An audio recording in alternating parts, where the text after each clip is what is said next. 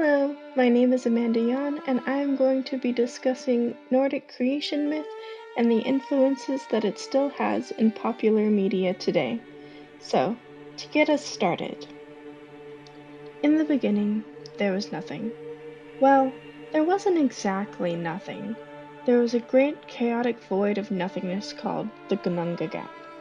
It was in this void that the two realms of Muspelheim and Niflheim, the land of fire and the land of ice, came to exist. From the meeting of these two realms spawned Ymir, father to all the Jotuns, the giants. It is interesting to point out that while Ymir is referred to using he/him pronouns, he is described as being both male and female, and that is how he is able to produce the other giants from himself. There was also a cow. This cow was said to be made from the same primordial cosmic energy that Ymir was made of. The cow had an important role because not only did it nurse some of the other beings, but she also licked Buri, Odin's grandfather, into existence. It was through licking a salty rock that Buri came into being. The next major event to happen was the birth of Odin. He and his two brothers, Vili and Ve, are the creators of Earth. But how Earth came to be is a gruesome story at best. Odin was with his brothers when they started to notice they were slowly being outnumbered by all the giants. Although Odin's grandfather was a giant, he was a different kind, and all who were to come from his line were known as the Aesir.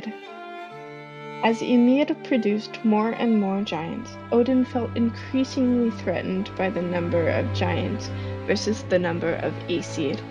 Odin and his brothers then took it upon themselves to kill Ymir, since he was the source of all of the giants. From the remains of Ymir, the three brothers fashioned Midgard, Earth, as well as the rest of the 9 realms. Each part of Ymir played a specific role in creation. For example, his skull became the heavens, his brains became the clouds, his blood became the seas, his bones were formed into mountains, and so on and so forth. Each part of Ymir was used in creating these new lands. This was also the time when the dwarves came into existence. They were created by the falling blood of Ymir. In the Poetic Edda, the dwarves that were created are all named, and they are as follows. I am not going to try and pronounce all of these, but I will have them up on screen for reference. There are 4 dwarves, Astri, Vestri, Nordri, and Sudri, who are given an important task by Odin when the worlds are being created. Their job is to go to each of the 4 corners of the lands and hold up the sky so that it does not fall down. Each of the dwarves are representative of the 4 cardinal directions. The next topic to discuss in the chronology of creation will be a brief overview of each of the 9 realms. So far, the main realm of discussion has been Earth, which is its own realm and is given the name Midgard. Aside from Midgard, there is Niflheim and Muspelheim that were mentioned in the beginning. There is also Asgard, the realm where the Aesir live, Odin and his kin. Vanaheim, where the Vanir live. The Vanir are another tribe of gods similar to the Aesir and are well known for their fertility magic. The last of the remaining realms are Jotunheim, the land of the giants, Alfheim, the land of the light elves, Svartalfheim, the land of the dwarves, and Helheim, the land of the dead. In Norse mythology, those who die gloriously in battle go to live with the other warriors in Valhalla, while those who die from other natural causes go to Helheim, which is just a general place of the realm of the dead.